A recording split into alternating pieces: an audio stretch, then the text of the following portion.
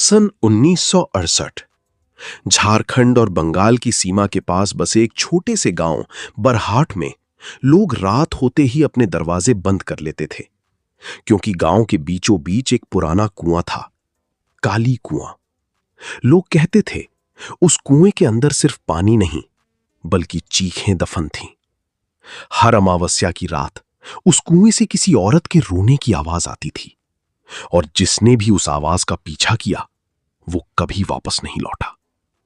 लेकिन 1968 की एक बरसाती रात में एक स्कूल मास्टर ने फैसला किया कि वो इस रहस्य का सच दुनिया के सामने लाएगा। उसे नहीं पता था कि वो अपनी जिंदगी की आखिरी गलती करने जा रहा है।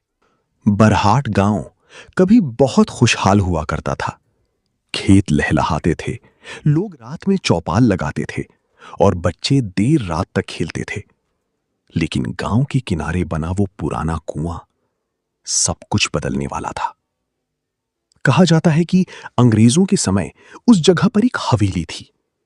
उस हवेली में रहता था जमींदार रुद्र प्रताप सिंह, एक बेहद क्रूर आदमी।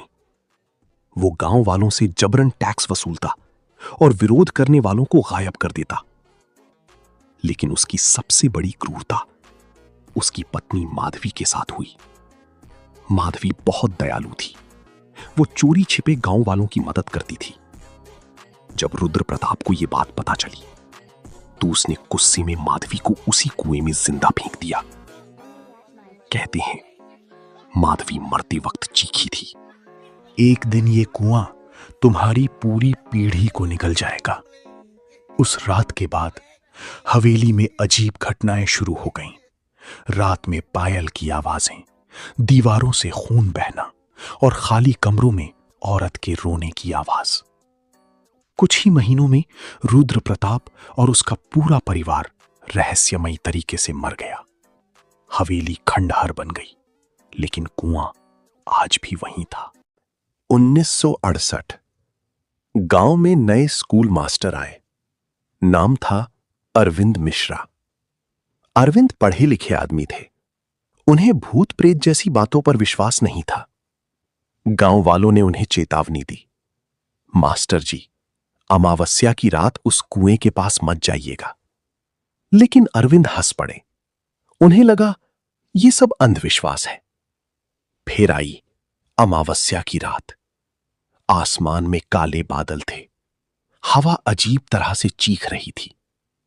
आधी रात को अरविंद ने वही आवाज सुनी। एक औरत धीरे धीरे रो रही थी। पहले उन्हें लगा कोई मदद मांग रहा है, लेकिन जैसे जैसे वो आवाज के करीब गए, हवा और ठंडी होती गई। कुएं के पास पहुंचते ही उन्हें लगा जैसे किसी ने पीछे से उनका नाम फुसफुसाया, अरविंद। वो पलटे, लेकिन वहां कोई नहीं था। अचानक कुएं के अंदर से पायल की आवाज आई, छन छन छन।